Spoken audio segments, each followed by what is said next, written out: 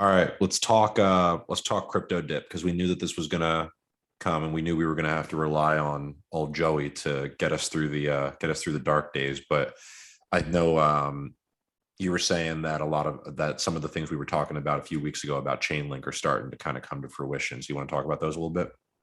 Yeah, so just to summarize, the past week or so in the crypto markets have been not ideal unless you were waiting for a spot to buy, which I, Yeah, I I bought some recently. there were some But YOLO buys. yeah, which look great until it continues to dip more. Then you're like, oh wait. But the one thing I wanted to point out was a big difference. So similar to last year, where everything was going up, but Chainlink was kind of holding the same levels from a USD perspective. Now that everything's dipping, Chainlink has gone up a good amount. So I want to share my screen, and I first want to go over some. Let me share my screen, and let me know if you can see this. Yeah, I got it, man. Okay, so first is this. This is an article on Decrypt, and it just does a good thing of summarizing a lot of announcements that Chainlink has made uh, a couple weeks ago. So I won't go over the whole thing, but basically, what's going to be released is staking. Rumors are that staking will be released in the first half of 2022, and basically what that is once staking's live, then the Link token actually has the value that it's supposed to have. So right now it's kind of speculative, even though the decentralized Oracle works. It's still it's really just price feeds right now, and they're building the infrastructure and the framework for oracles to be used for other things. When So, you when you say that it has the value that it's supposed to have, what do you mean by supposed to or have? maybe not value, the utility. So what staking Got is it. if you create a Chainlink node, you can stake your own Chainlink tokens, and that node, when it gives right answers or right data, you get rewarded in Chainlink, and if you give bad data, you get penalized in Chainlink. Got it. That's the whole reason why the Chainlink token is valuable. Yeah. Now, even though the mainnet for Chainlink has been around for a couple years, staking hasn't been around, so our tokens haven't really been able to be utilized the way they're intended to.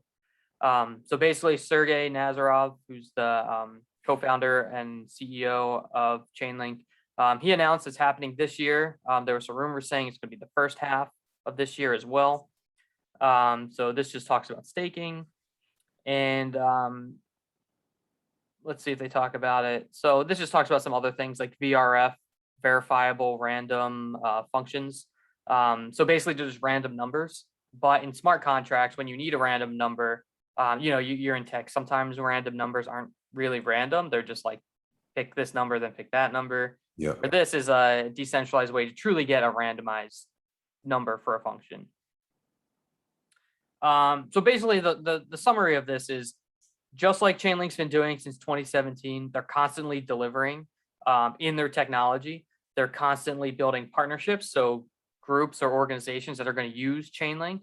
And the difference where last year there was a lot of projects that kind of exploded out of nowhere, and it goes from zero to $50 billion in like a couple months.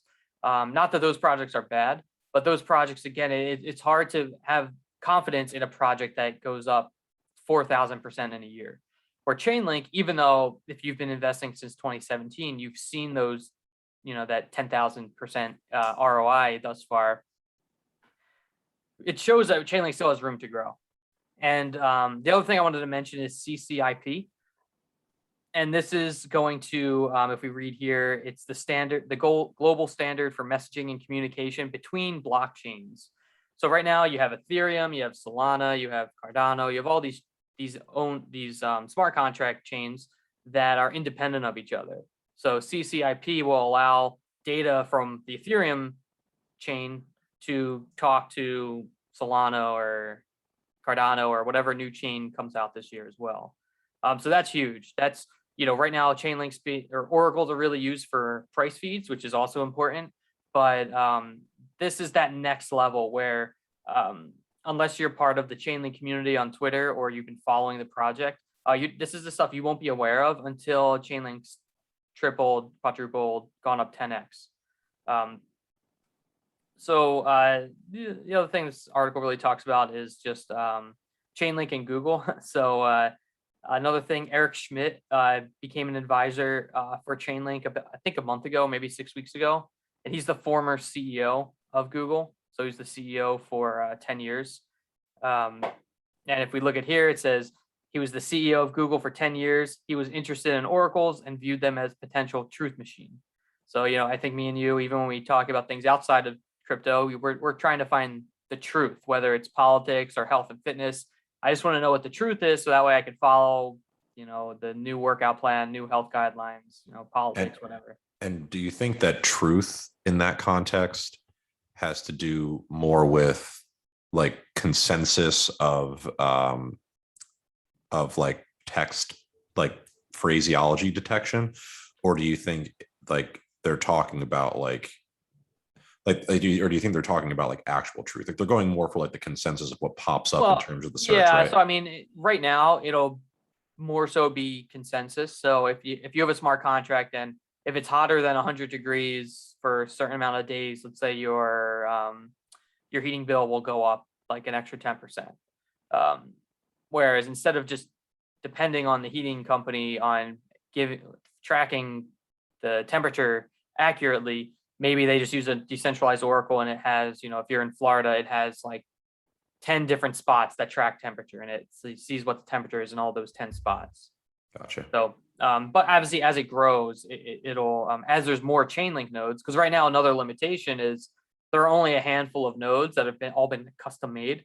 So, if you have a Chainlink node, or if you're looking for data like weather, but there's only one Chainlink node that's tracking weather, well, you have an issue because you're really still just tracking one point of failure.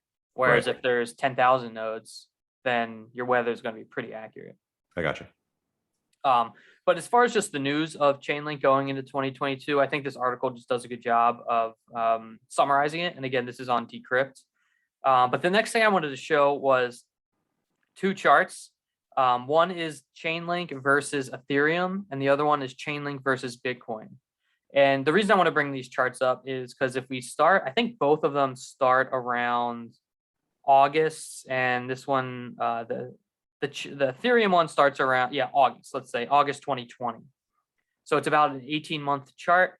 And what we can see for both of them is Chainlink used to be worth a lot more Ethereum and a lot more Bitcoin 18 months ago than it is today. So if we look at Bitcoin, August 2020, it was worth 0.0017 Bitcoin per Chainlink. And now we are at 0.0006. So it's gone down by, was that 60% or so? Mm-hmm. But I put this line here, and again, I'm not a big technical analysis person, but certain things are pretty obvious, and when they are, I will call them out. So we can see there was this clear downtrend that was very linear. Like we can see this line, and it's kind of followed it pretty good. And then about in January, we see Chainlink break out, meaning it went above this line. Now, this is good for a couple reasons. One, it means if it breaks out and it doesn't come back down in the next couple weeks, that means that it's not constrained to this trend anymore. That means it can go up, it can do whatever. And again, I'm not a TA person, so I'm not going to talk about all the different possibilities. But from an optimism perspective, if it holds above this trend line for another week or so, then I can be confident in Chainlink going up relative to Bitcoin and Ethereum in the near term. So in the next, let's say, if we're looking at March, which is right here, I could see it going up in March. Now, since these are Bitcoin and Ethereum, so it could go up a lot more, but if Bitcoin goes to $10,000, Chainlink will still go down just because, we're comparing three things instead of two.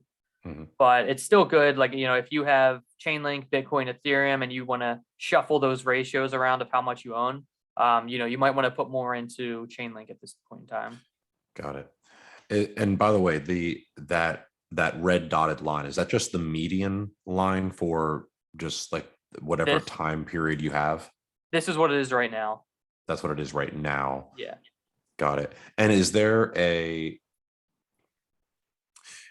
I guess, is there like a marker that like the guys in the community are talking about that's sort of like a golden ratio for Chainlink to Bitcoin or Chainlink to Ethereum?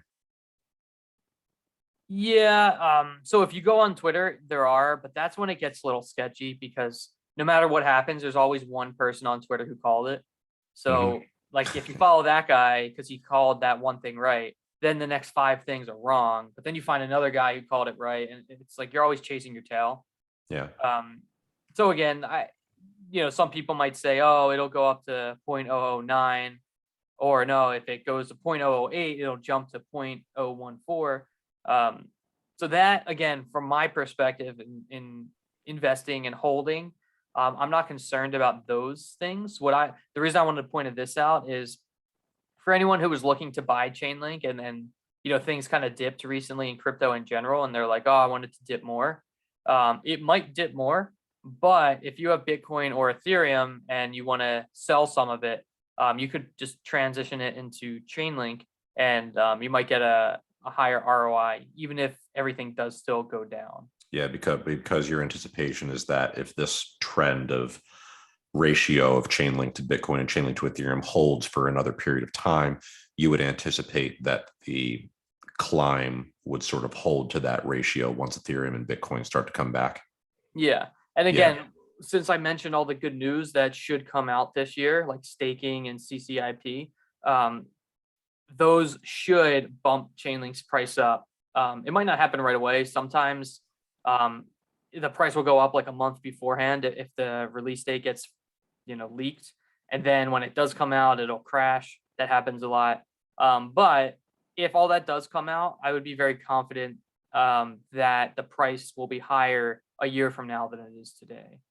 Now, again, Gotcha. that's barring any crazy crypto catastrophes or apocalyptic events, but assuming everything kind of maintains the trajectory it's on, and all that stuff does come to fruition, then it should go up. Got it. Well, that's good news. Definitely good. Yeah, and again, just for those who are thinking about buying, let's say you have $10,000 you want to invest. That doesn't mean you just dump $10,000 in today. So especially for people who aren't familiar with buying crypto, it's very volatile. So if you buy $10,000 today, it could be worth $5,000 next week. So what you could do though is you could dollar cost average, buy $1,000 a week for 10 weeks. So that way, even if it does go up, you still bought a little bit when it was cheaper. Or if it goes down, that means as you're buying more and more, you're getting more and more Chainlink each week as well. Yep. All right. Well, it's good. I think in terms of the trend, you've seen bear and bull markets over the last few years. Um, do you get the sense that we're entering into like a true bear market, or do you think this is one of those like real like sharp declines that's going to be hit with a sudden return? Yeah, I mean, the short answer is I don't know. Right. The longer answer is the difference between this bull market and the one from 2017 to 2018, which is when I got into crypto, is this one's already lasted a lot longer. I feel like where in 2017, it was really from like October 2017 to like end of January 2018. So it's, 4 or 5 months. Right. This we're already kind of like over a year into it. Now it's obviously gone down a lot from its all-time highs, but it didn't go down 90%. I mean, Mhm. Bitcoin is still in the low 40s and its high is 69. So it only went down, was that 30%? Yeah. So it's really not that bad. So as far as a bear market, I'm not sure. The other thing too is it's so much more accepted in institutions to where if it were to go down to like 10K, I don't know how institutions would react to that. So I don't know if they'll let it happen either. I got you. Um, Yeah. so yeah, we don't really know. Yeah. But yeah, I've got just from my year, like a little less than a year at this point. Like I think this is probably the biggest dip that I've experienced because I came in right around the dip in the middle of 2020 was when I bought. Yeah. Um and I've seen it go up and down. Um Are you but up, by the way, out of curiosity?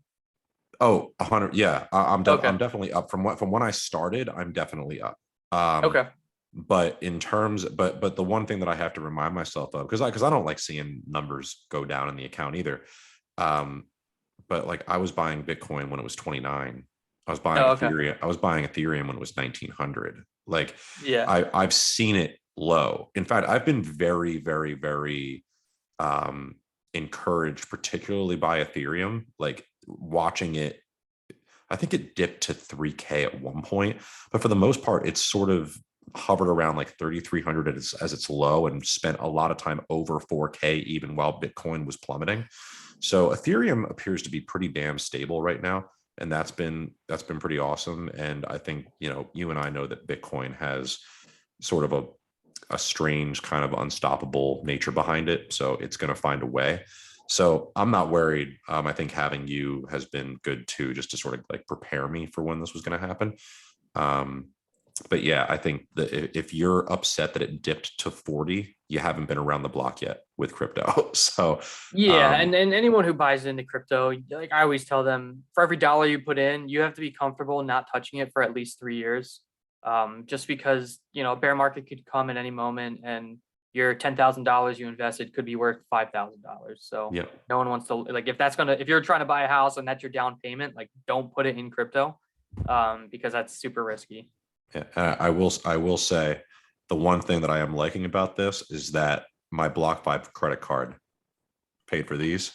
So I got a hell of a reward package coming in. And if that can deliver with Bitcoin at its current price, I'm gonna be a happy boy. So Yeah, yeah, it's true um too. so BlockFi that'll be credit nice. cards, good grab.